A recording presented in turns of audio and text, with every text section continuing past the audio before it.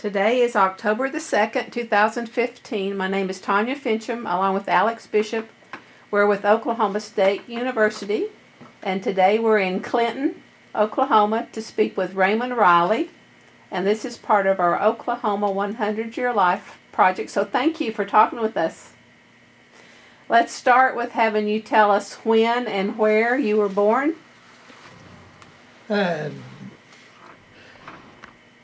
I was born in San Antonio, Texas. And when? 9 September 1915. So you recently turned 100. Yes. How did you celebrate? Well, they threw a party for me here, and that was it. Okay. Blow out a lot of candles? Yeah. So did you have brothers and sisters? I have a half-brother who lives in California.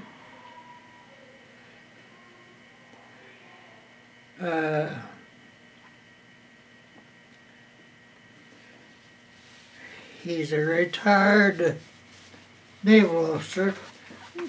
His rank was a commander. I don't know exactly where that rank is, but it's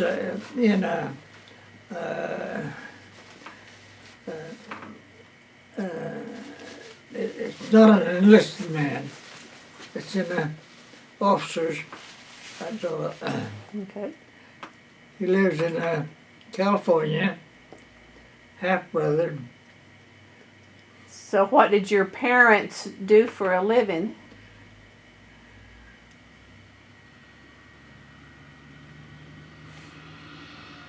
My parents, Mm-hmm. they're adopted me, you know. Okay. No? My mother was born in San Antonio.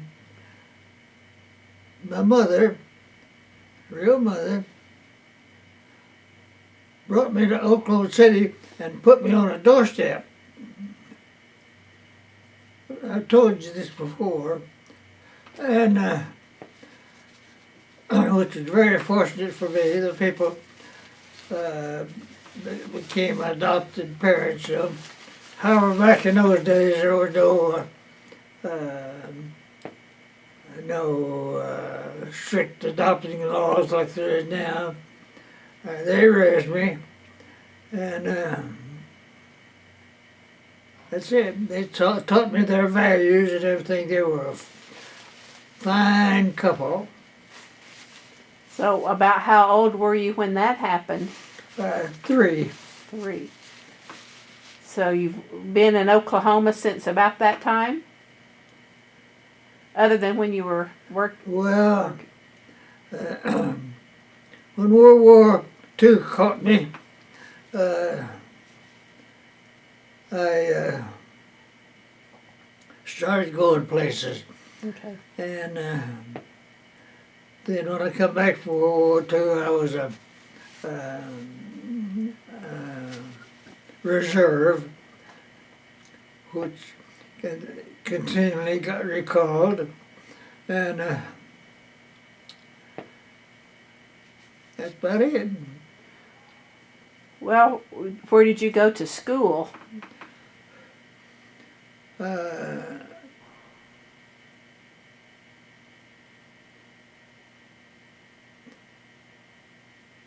went to the best college in the world, in my opinion, England.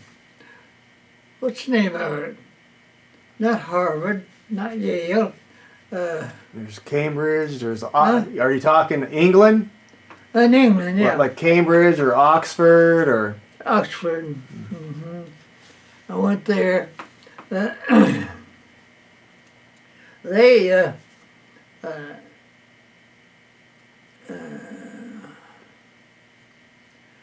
gave me what do they call those entrance examinations? entrance. colleges, you know. Oh, the entrance exam? Huh? The entrance exam? Yeah. And I did pretty well. In fact, I guess I aced it. And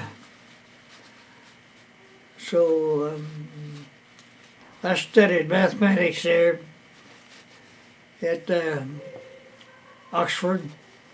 And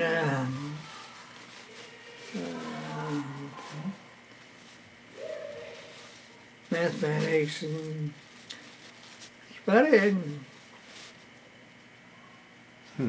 And I became a meteorologist about after I come back from World War II. Pretty interesting life. And I did so well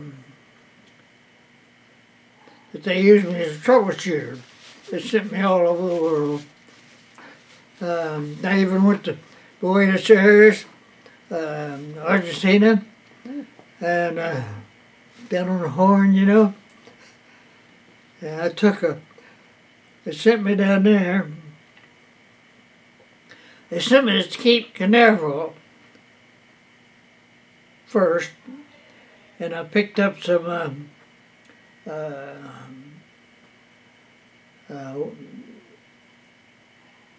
equipment that an airline used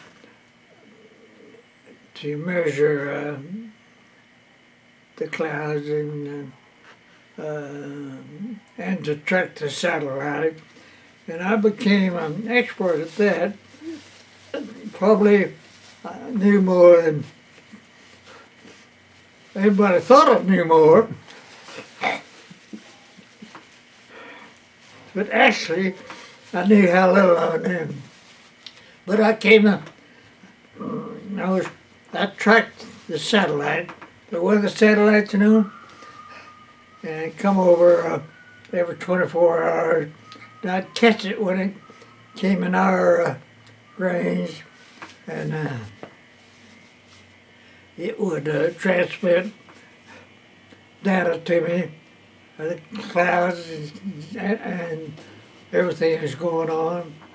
I became an expert at that. They shipped me to Buenos Aires, as I said. They put me on an airplane with a crew of 3 men, youngsters, all of my crew, and all weathermen, youngsters.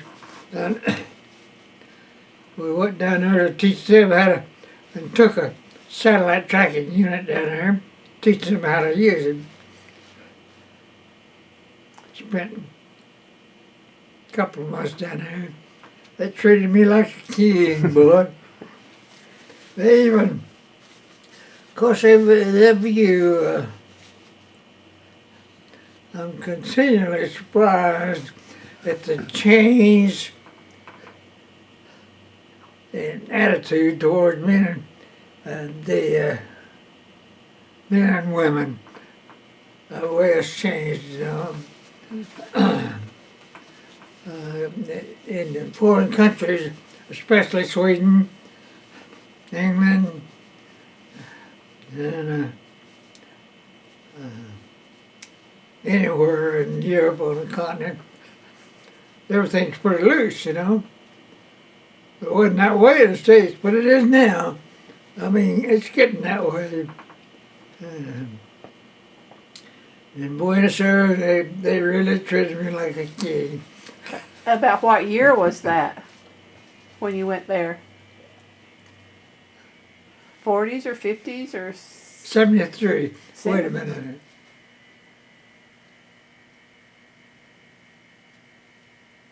I think 73. Well, then.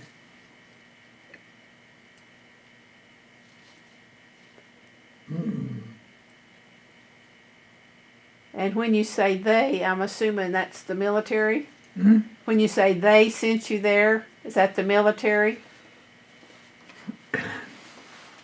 Say again.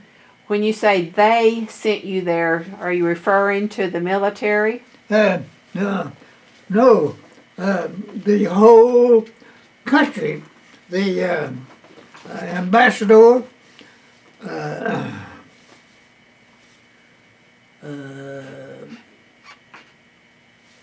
from the United States, and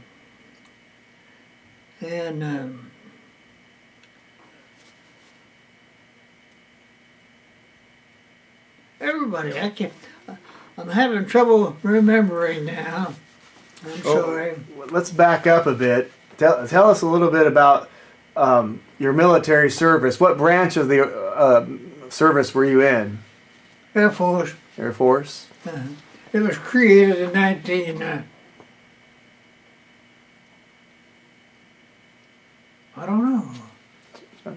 When the Air Force, I was in the United States Army Air Corps, you know. Okay. And then the Air Force became a separate branch.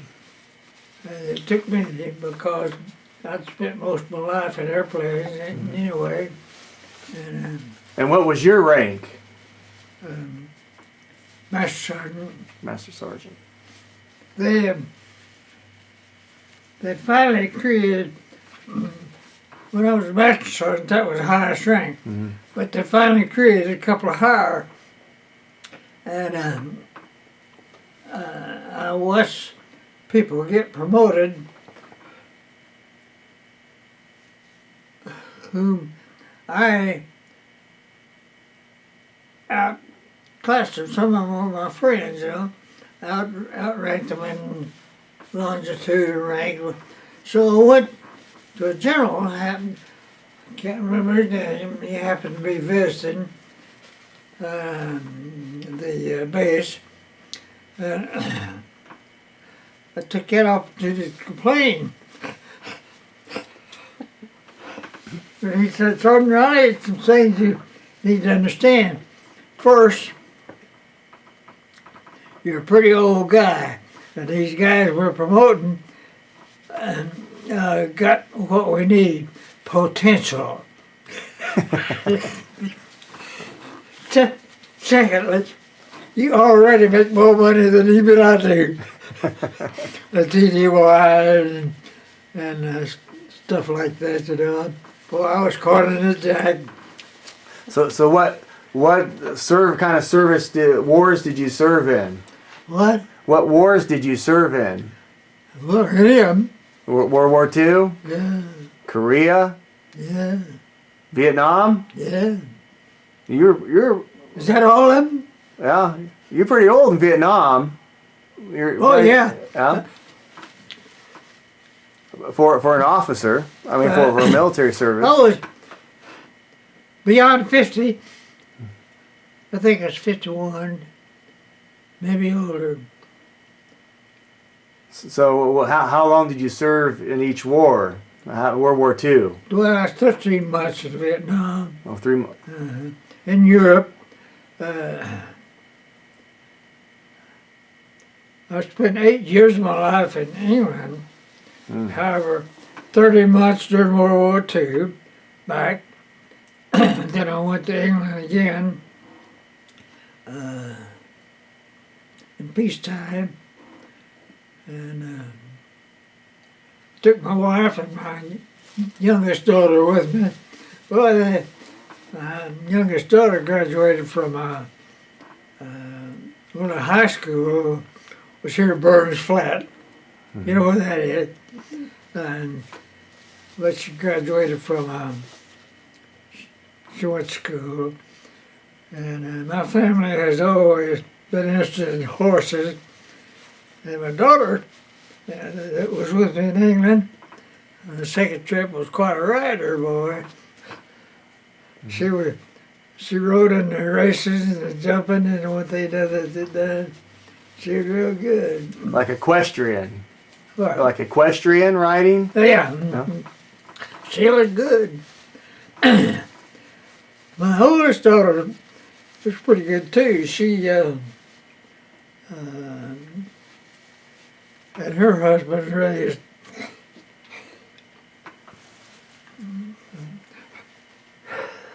paint horses.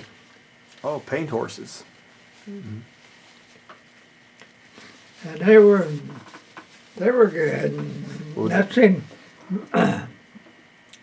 my oldest daughter, she's in her 70s now, you know. But I've seen her on horseback. It just made me proud. The Paint Horse Association bought her a trailer and put her horse in that and sent her around. They even sent her to Australia in a horse show in Australia. Well, when you got married, how old were you, or when did you get married? 20. 20. And how did you meet your wife? 18. Well, how did you meet your wife? How did the two of you meet? She moved next door to me when I was still living with my adopted parents. She moved next door. And I had a date with her sister. But the date was not what either one of us wanted. And the next date was with Dean, Maxine. I nicknamed Dean. She made a wonderful wife. She could survive without me, you know. She could take care of my finances and everything. She's quite a gal. Yeah, and what year were you married? 1934. About 1934? 1936. 36. Wait a minute, 1936. During the Depression. Hmm? During the Depression. Oh, yes. But the Depression was not for me. There's many people out of a job, you know. But I didn't have any trouble.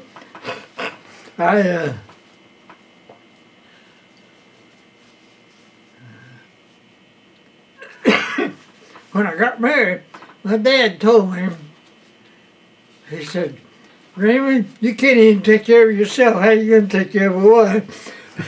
And that upset me so much, you know. So when we got married, moved into an apartment house, and in Oklahoma City, and lived there a while. I didn't have a job when we got married, so but I had to go to work. You know, somehow I had to support us, and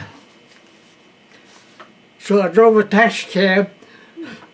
I did that for I guess 36 hours till I quit from fatigue, boy. The guy, I went to a taxi cab company and it said, okay, here's your cab full of gas. When you bring it back full of gas. So I asked him, I said, there's a nice car, it's a four-door Plymouth, good car. How come you picked me? And all those guys lined up waiting for a cab, you know. I said, they're all experienced drivers. He said, you picked me. He said, I know. You're a lot easier and more fair to the car than anybody else. And so I drove till I got exhausted. But I never went back. I don't wash dishes. I done this, I done that. I applied for one job. That was during the Depression days, you know. And I'm continually looking for a better job. And the lady said, "Can you cook?" And I said, "Yep." She put me in the kitchen. Wasn't long before she said, "Riley, you can't cook, but maybe you can run the cash register." So I did. Yeah. Was that in Oklahoma City? Yeah. Yeah. So you went to high school in Oklahoma City? Yeah. Which one? All of them. Did one in Capitol Hill. I even went there for a very short period of time. There's one in the Classen High School. Went there, and but my initial school was Central High School. Central. Something I don't know what they do now at that building. You know? So what year did you graduate? I never graduated from anything. You didn't finish high school? No, I didn't You finish high finished school. I at odds, very much at odds with our educational system. As I say, I quit school, but I am well educated. I got educated.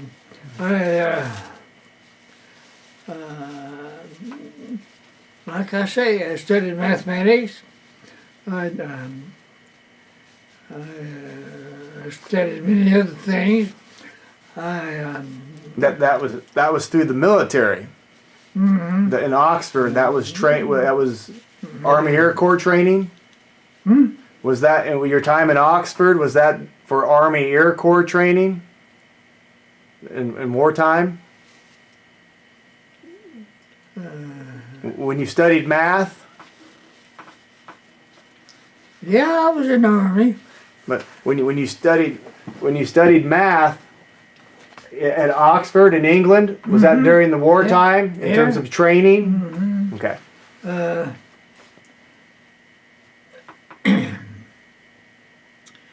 They use different standards. Again, it's an entrance examination, you know.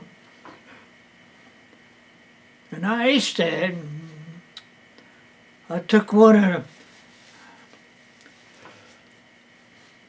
Oh, well. And I have an education, but I got it here and there, you know. Through training. I'm at odds with our education system anyway. I don't think it's very good. England is much better. They separate the classes. If you're medium smart, you go to one school. If you got quite a bit of intellect, you go to another school, and that's it's much better. How extra did. Well, going back to your childhood, you said you were adopted. Yeah, Did you ever meet your mother ever again? Or ever see her again? yeah. She, I don't know the details of how my adopted parents were acquainted with my real mother. But I met her a couple of times. I met her when she, when she was, the doctor said, Mr. Riley, I don't know how old she is, except she's well over 100, that's all I remember. And she didn't even know me. And so I went and I buried and paid for her burial in San Antonio. And I had an aunt. Her younger much younger. Even, it's hard to believe, about my age, maybe a little older. It was my aunt, biologically.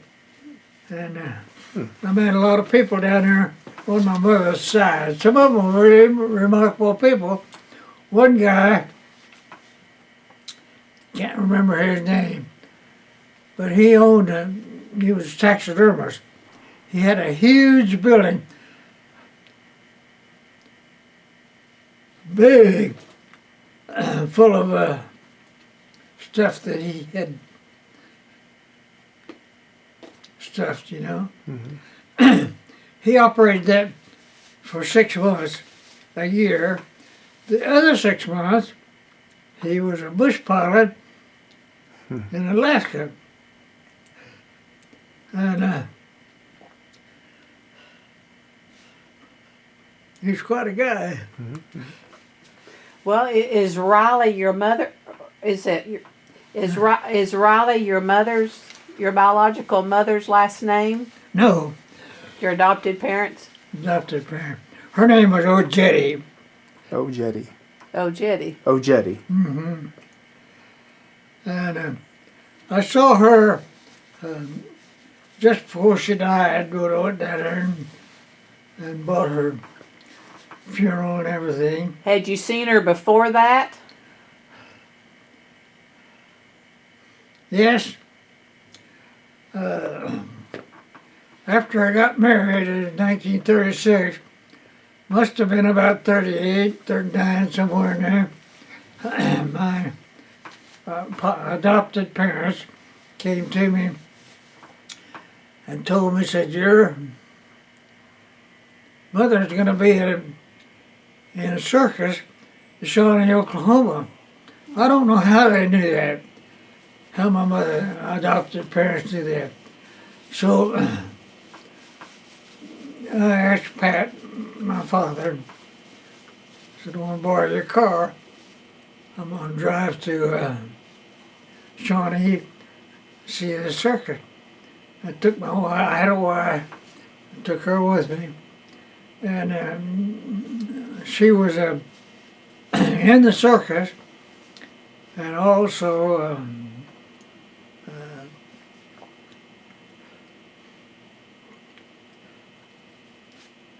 a sideshow, and that's it.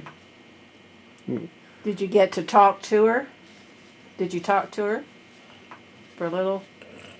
Yeah, I don't remember what I said Dear. or what she said. Do you remember the name of the circus? Barnes and Bailey, Barnes and Bailey. big, I guess the biggest circus there. I think they were stationed at Hugo, Oklahoma, I think. Mm-hmm. What else? But you have any stories you remember from World War II? Oh, I can tell you stories. Everything was always happening to me. Like what? I think I told you this before when I missed the train out of Manchester, England. Didn't I tell you about that? I think you started to, but what? And I missed the train after midnight, and so I'm walking down the street. And I thought, what'll I do? The Red Cross, who had a Red Cross, whatever you call them there, and cots and overnight and everything for people. And I already knew that they were full. I went back to them. They said, nope. Riley said, we don't even have a mattress for you. We're full. And of GIs, you know. That was during wartime. So I walked down the street. I thought, well, there's one answer. Sure enough, a nice looking Yeah, they wasn't any on the street. It was after midnight, you know. So I met one girl come walking down the street, good looking woman, and I thought, well, there's a prostitute. That's my answer. She said, I'm not a prostitute, but she said, I'll take care of it. And I said, she said, we're going, you've heard this story. Up to this, where'd you go? She said, we're going to the railroad station, catch a train, I'll take you home with it. And I said, nope, trains are, it's after midnight, there's no more train. She said, I'm going to a regional railroad station in another part of town. And it goes in a different direction. And it takes me to my home, which is on the Thames River, flowing through. And she said,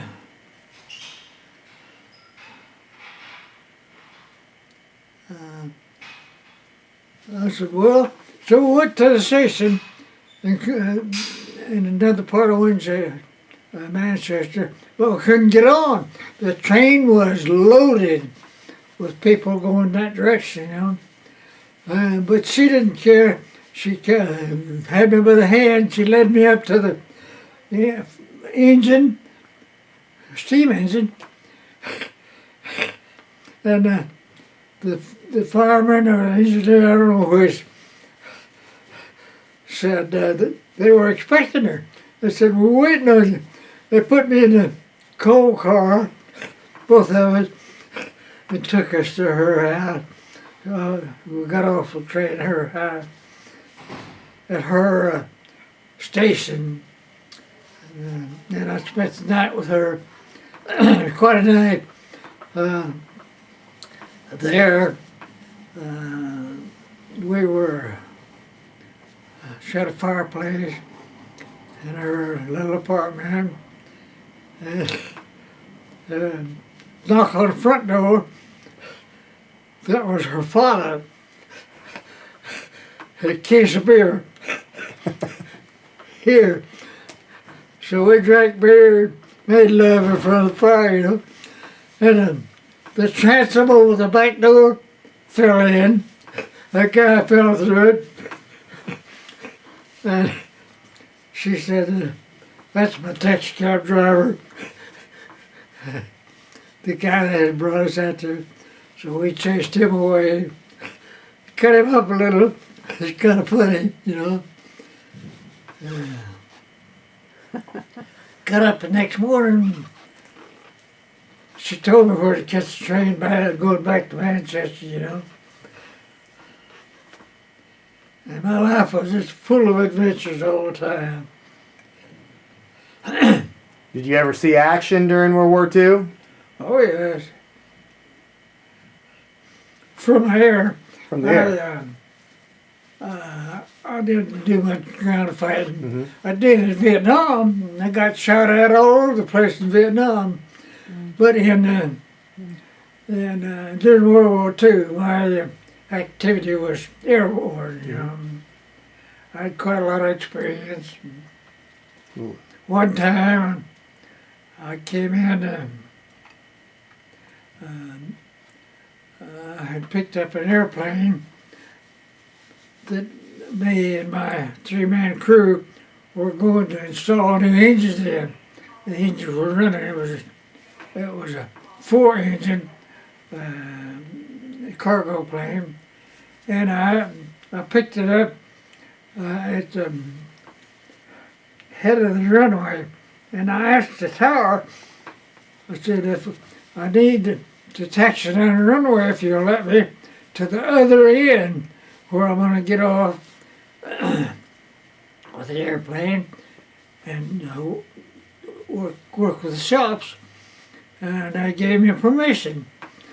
So I started out down that runway, and I got about halfway down, and they said, Sergeant Riley, get that airplane off the runway. And I said, no, nothing out there but mud. And he said, we're telling you, get that airplane off the runway. We got an emergency. So I did. Taxied out there and stuck in the mud. All kinds of.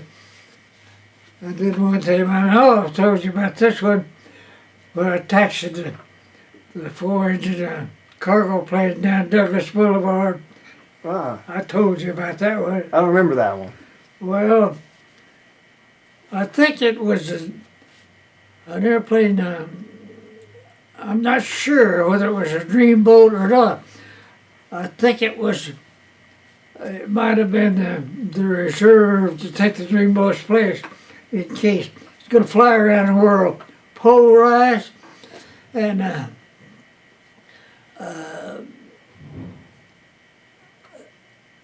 they got the tanks and the wings of that particular airplane, and they're made of rubber, and that airplane had I don't think they were leaking, but the company that manufactured those for the Air Force was on Douglas Boulevard, and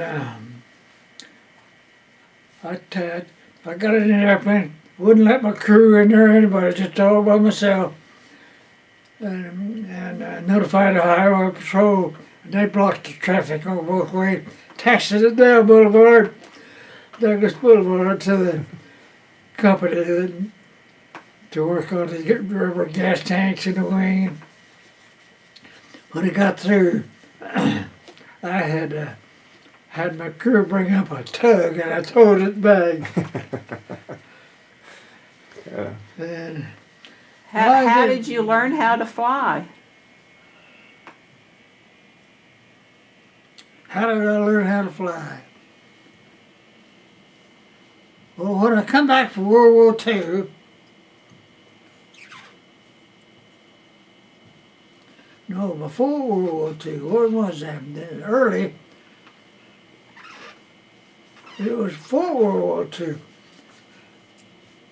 Yeah, I was pretty young.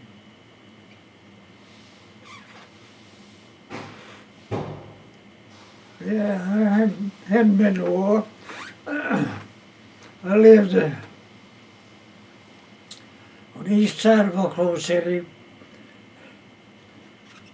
and owned a house over there. How did I? Oh, let's see.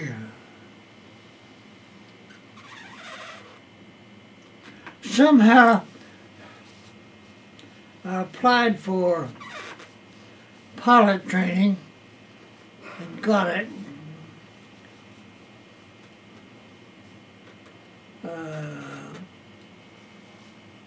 And took my training at Two Lakes, Wiley Post Air Force. Wally Post. Wally Post. Wally Post. Excuse me. I drive over there every day. Had wonderful training. It was in a Piper Cub, but I flew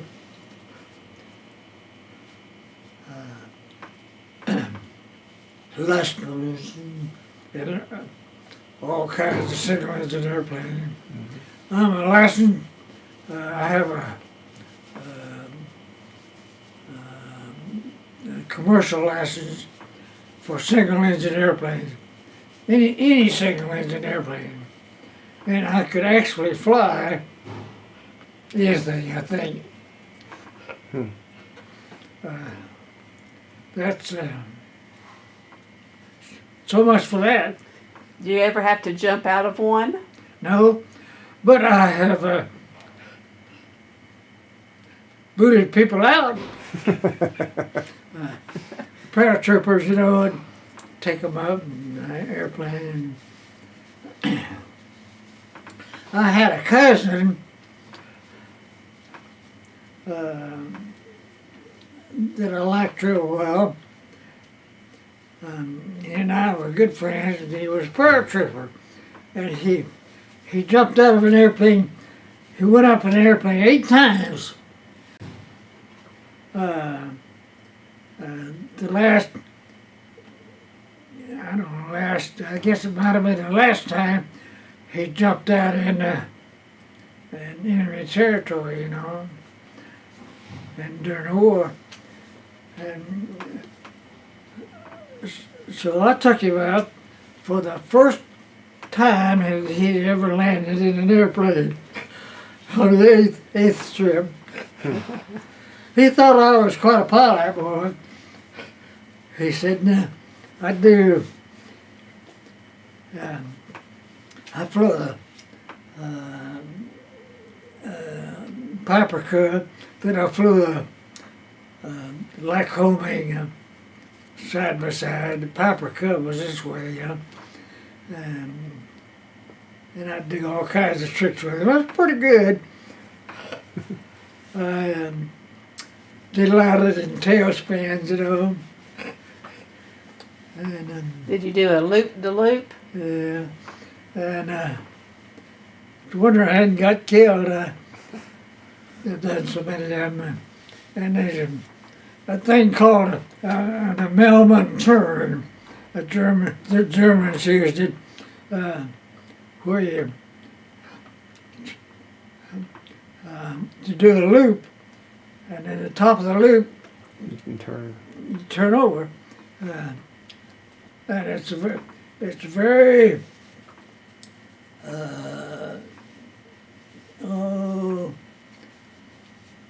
a rough maneuver. It takes know-how to do it, and I can handle that no problem. I can handle them all, and I delighted in tailspins, you know. And You're a little bit of a risk taker. huh? Sounds like you're a little bit of a risk taker. I've been a risk rule breaker all my life. Still am. And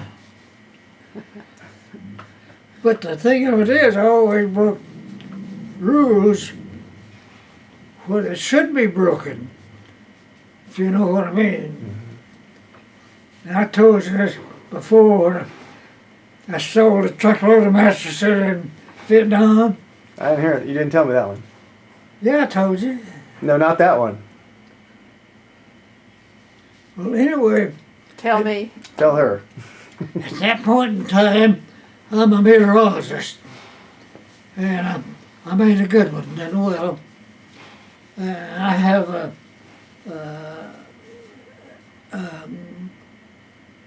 mathematical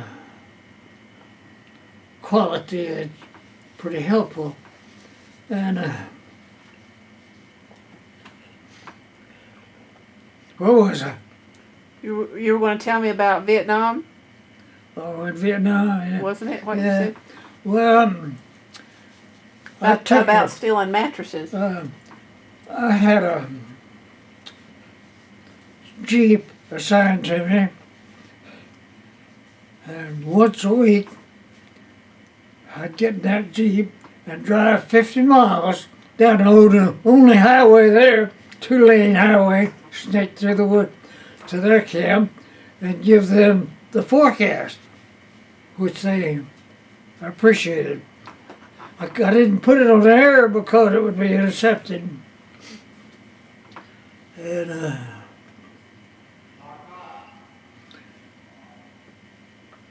they slept on cots, Green Beret, that were damp already. They were stationed at Da Nang, right on the edge of the Viet Cong, you know. And they slept on damp cots. They shaved, and they stayed shaved. A post out, a number of posts sticks up to the pipes into the well, you know. They'd get out there in that cold shave. I felt sorry for them. So I changed my Jeep for a pickup and loaded it with mattresses and took it to the Green Beret. half-size mattresses, you know. Boy, I stacked them high and tied them on 50 miles down the road to the Green Beret. They did appreciate it. In return, they gave me what they had was steaks. But they had food, better food than anybody. And they gave me a crate of steaks that I brought back. And my weather assistant had a feast. Well, did you serve any in Korea? Did you do any flyovers in Korea or? Yeah, I never. That critique says I did not fly over. That's the opposite. I flew over it. I've never been in Korea except to fly over it. But I got a Korean. I got credit for duty in Korea.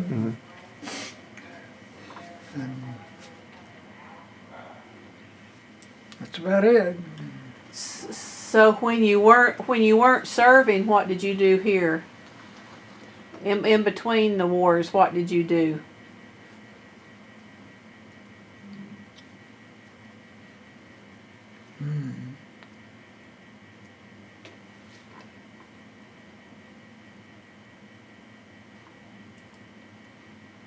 Well,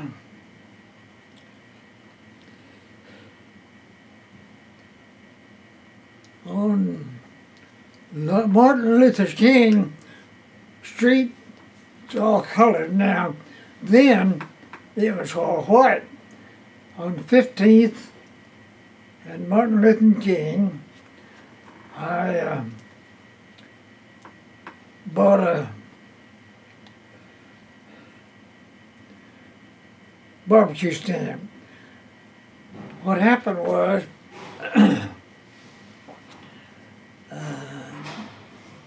a guy came to me and he said, I want you to run this.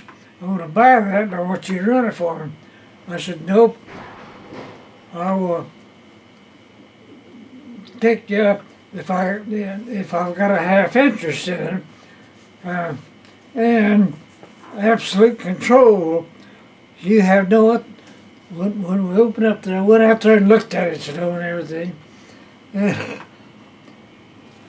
you have no control over it, except they were going to pay me a salary, and except the profits, if any over that, I'll split with you. So that's the way it was. So you ran a barbecue stand in between services? Well, it was different. The reason he wanted me, he thought I was pretty capable. He had watched, I'd managed work for Tuttle House, and he'd watched me operate, flipping a skillet and this and that, you know.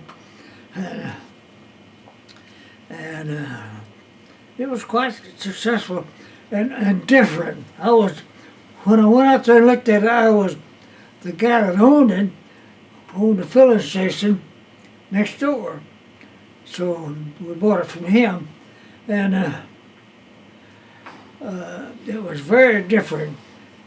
It was wired to Oklahoma Gas and Electric Company, the OG&E, and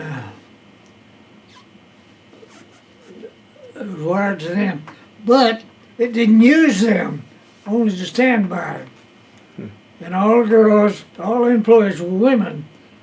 And it was built in a circle, you know, and quite interesting. And it had out in an outhouse behind it, it had a diesel engine with a huge flywheel. And I'd get out there in the morning, get on that flywheel and spin it. Sometimes it'd spin me. And that was where we got our electric power, you know. Didn't cost anything except for the fuel we used, coal oil. Then it had a standby six-cylinder automobile engine mounted on a stand. And out there it also had a barbecue pit. Well, what was the name of your business? Well, I named it Circular Inn. Say that again. Circular Inn. Circular Inn. Circular Inn. Hmm? You called it Circular Inn. Circular Inn. That was the name of the barbecue restaurant. Uh-huh. Circular And Inn. I had, I stayed Circular. open till midnight every night, sometimes later. All my employees were girls, women, and I had a friend, big, heavy-set guy, quite a guy. He worked for the Kansas City mob, and he installed illegal pinball machines in Oklahoma City. See, he said, "Raymond, I'm gonna put one in your place." He said, "It'll make you $25 a day." I said, "That's more than I make otherwise." He said, "Trust me." And I said, "Well, it's illegal and I don't want to break law." He said, "Oh no, don't worry about that." He said, "I got the police department paid off." He did have them paid off. He said, "Now, nothing will happen unless somebody complains." And he said, "Sooner or later you'll get a complaint. Because the whole world knows illegally come in and play the slot machines and I paid off, you know, if they hit so much." And sure enough, after about 3 days, it made me $25 a day. He said, "Now, don't worry about the police." He said, "I'll call you if you get a complaint." I said, "Probably will." So what we'll do, have one of your girls pick it up, your girls, 2 or 3 of them, and carry it out to the storeroom and lock it up. And sure enough, that happens, you know. Then he'd call me. He'd say, "All clear, put it back." Police department, he paid them off, you know. And that's the only laws that are broke, I think. Did you have your own recipe for the sauce? Barbecue sauce? Yeah, I did. Well, the guy that owned it, that I bought it from, had a sauce. He kept it in gallons, and it was pretty good sauce. That's what I used. That wasn't my recipe, really, but it sure got the job done. But I put in some deals that really worked. There was a brewery called Old King. You ever heard of it? Old King, no? Mm-hmm. In Oklahoma City. They sold draft beer. And there I had the bottle beer or tap beer. And I, what I did is, to sell, is I took the mugs and I put them in the freezer. I know then when somebody orders draft beer, I draw it, set it out there in this freezer. It worked, boy. They come from everywhere. Made a lot of friends out there. First car I ever owned, really. A guy, it was a Ford Coupe V8. a good one. And I forgot what I did. Oh yeah, he was an oil field driller, and he came in. I'd been fishing, and I'd caught some bullfrogs, and I'd come back and barbecued the legs, you know. Oh, they were delicious. But I didn't sell them. These guys came in and brought his oil field crew with him, you know. I think it was 4 of them. Sit down in the booth. I was frying those frog legs. So I sat down in front of those guys, you know. And they got through, said, how much? I said, oh, forget it. I can't sell those. They're not, I'd get in trouble for selling frog legs. I'd went out there to weeds and bushes and mud and corn. And they ran away. But they came back. One guy came back, he was a driller, and he came back in a Ford coupe. He said,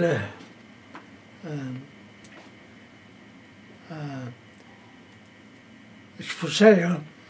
And I said, how much? He told me, and I said, I'll take it. He said, I thought you would. Here's the keys. He said, put your money in your pocket. You get this car for nothing. He gave it to me. Boy, it was a good car, too. Free. I drove it for a long time.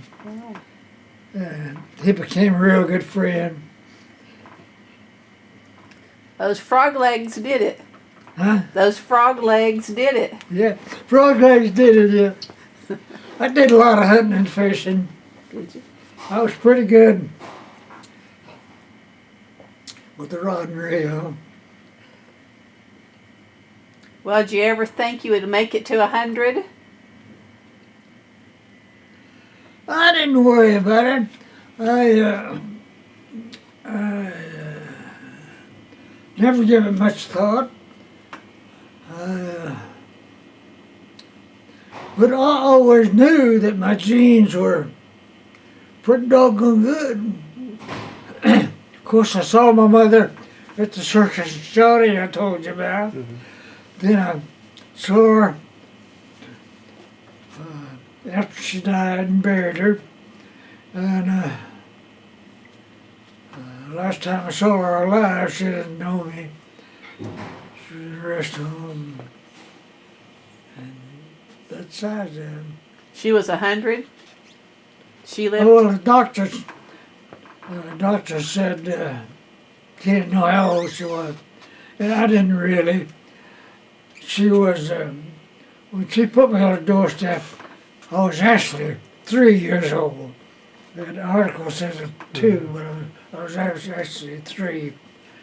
And I don't know how my adopted parents knew about all that, but they did. Or about your father? My father was kind of a no good guy. I think he got married. Of course, my mother was his first wife, if they were married. And he had County Hurry guy. He had got married 7 times. Wow. So I got half brothers and sisters, mostly in California. Well, what do you think your secret is to longevity, to long life? What's your secret? Oh, genes. Genes. Yeah, I drank. I never was I always maintained control. I'm never drunk, but I got the buzz, you know. And of course, I've been a rule breaker all my life. Did you smoke? I went Yes. The doctor, one doctor, said, Sergeant Riley, you're born with a set of lungs that are able to discard this, now inhale and everything, you know. You're born with a set of lungs that you're able to discard them. And it's not bothering you. But I did have a set of lungs. I could stay underwater, swim, which I did. Swam in the ocean and everywhere else, and on the swimming team in school. And I could swim. I could stay underwater 5 minutes. Wow. I never heard of another Caucasian that could do that, but I did. Well, you definitely having survived through 3 wars and being involved. You said in Vietnam you were shot at. Yeah, more action. Yeah. In the World War II, it was all, bottom was all airplanes, you know. I did the shooting. Sometimes rose blistered red, sometimes nose blistered, sometimes even co-pilot, and flashes here. And I've had some adventures with him. One time I took an airplane up for a test drive, and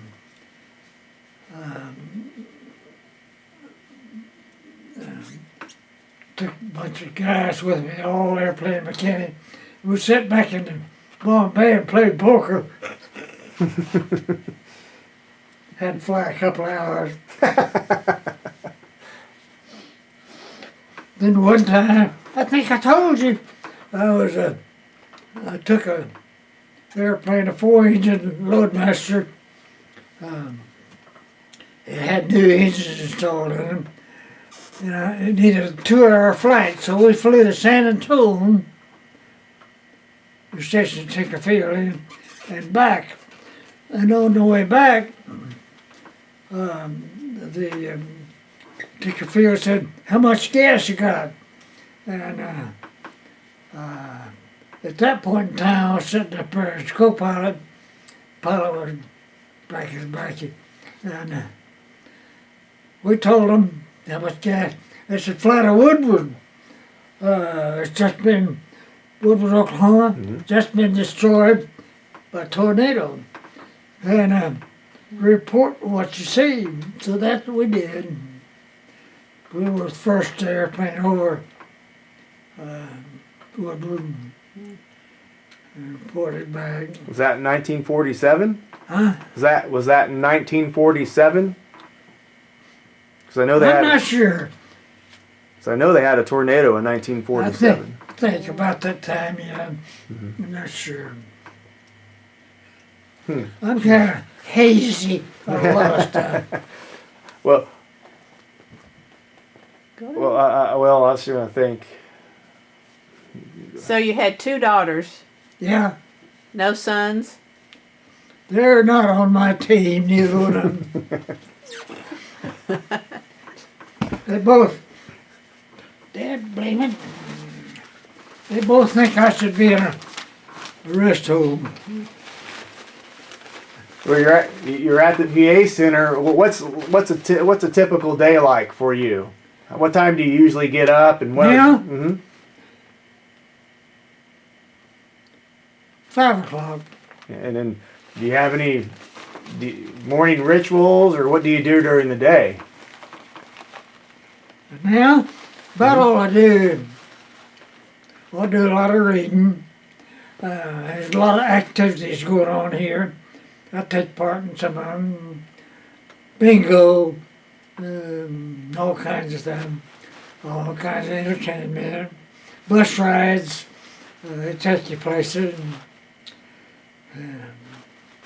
Not a bad life here, but I feel like a prisoner because I know that I'm a good driver. Nobody else knows that. I went through a sick spell, and then after I left the hospital from pneumonia, I got in rehab. After I left rehab, they brought me here. Well, what types of books do you read? Huh? What types of books do you read?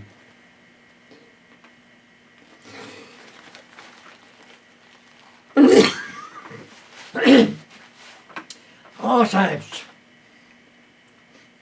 Do you have a preference?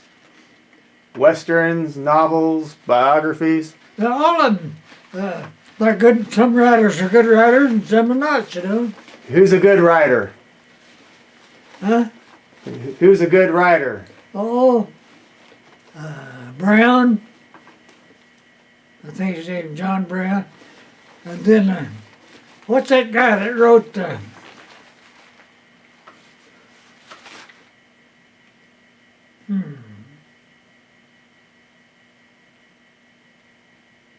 I can't think of his name.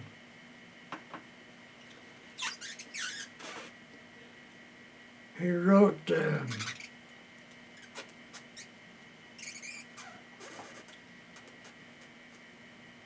no, I'm sorry. He wrote a famous book that was made into a movie called the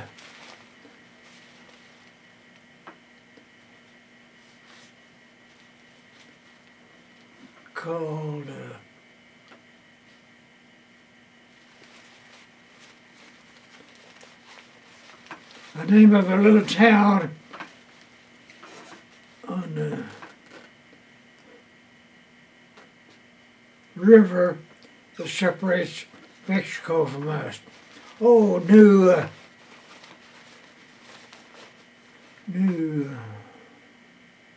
can't think of the name of it. But that's my famous writer. He wrote... Louis Lamar? Huh? Do you like Louis Lamar? Lamar? I've read his books, yeah. But that's not him. Yes, I am. This guy wrote that famous movie called Life on the Rio Grande? a little town set on the river that separates. Life on the Rio Grande? Yeah. Is that a movie? Life on the Rio Grande? I think that's what he's talking about. No. So what time do you go to bed? About 8, sometimes between 8 and 10. Sometimes I don't even go to bed. Well, when history is written, what would you like it to say about you? Huh? When history is written, what would you like it to say about you? How would you like to be remembered?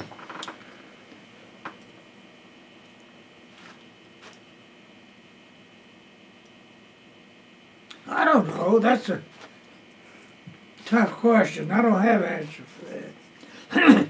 Why should history say anything about me? I'm just another guy. A rule breaker. Went through life breaking rules. Still am. And right now I'm trying to figure out how to get out of this place. Well, do you remember when FDR did his speech about the war, the Pearl Harbor? Do you remember where you were? Do you remember hearing it? In Pearl Harbor. Yeah, the day of infamy, 1941.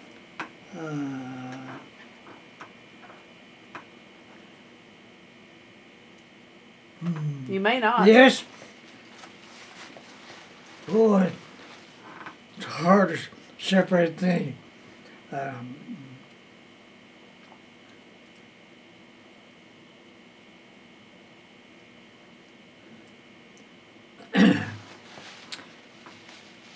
They drafted me. They stopped at one point in time. They stopped volunteering. Nobody could volunteer. they would draft the people they wanted. And it came to me, and I worked at Tinker Field on airplanes, and they said, "We're gonna draft you." I said, "You can't draft me."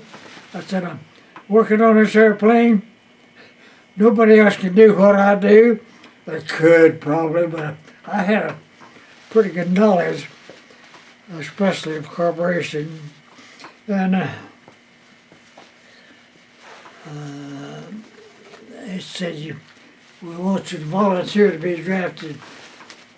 I said, "You don't take volunteers now." The law had changed. They draft whoever they want. And then they said, "We want you to volunteer to be drafted because we need you in England."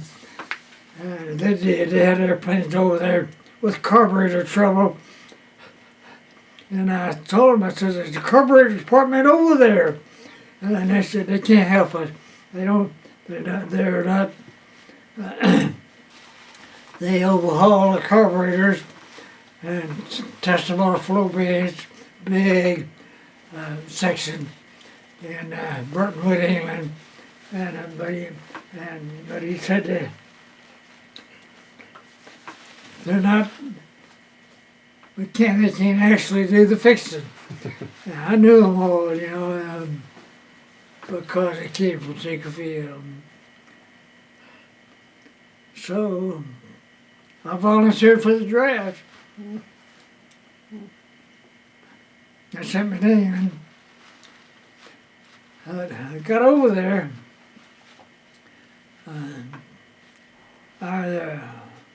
Once again, as I say, I'm right on the verge of trouble, breaking the rules. I knew these guys, in the carburetor department in Burtonwood, England. I said, "I can't work with them. They don't need me. They do fine without me." And they said, "Well, what do you want to do?" I said, "Well, listen, I'll be a cook." So I cooked for a while, and then I asked to, they said, "We're going to put you back in the carburetor department and give you the rank we promised." At that point in time, I was a corporal, I think. And I said, "No, I don't. They don't need me over there." They didn't.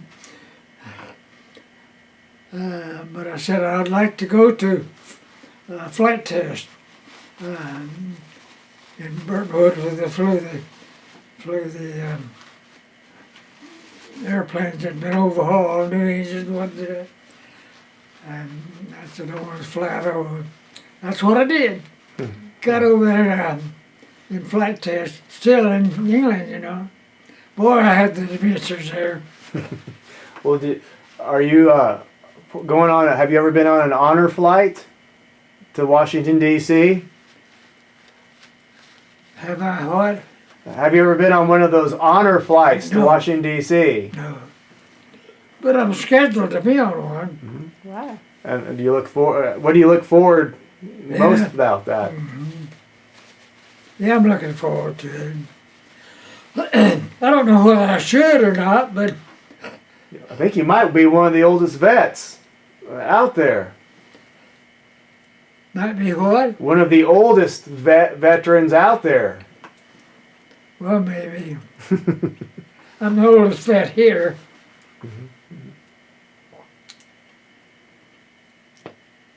Well, yeah, I'm looking forward to it. And when are you going? In October 23rd, I think. Soon. Soon.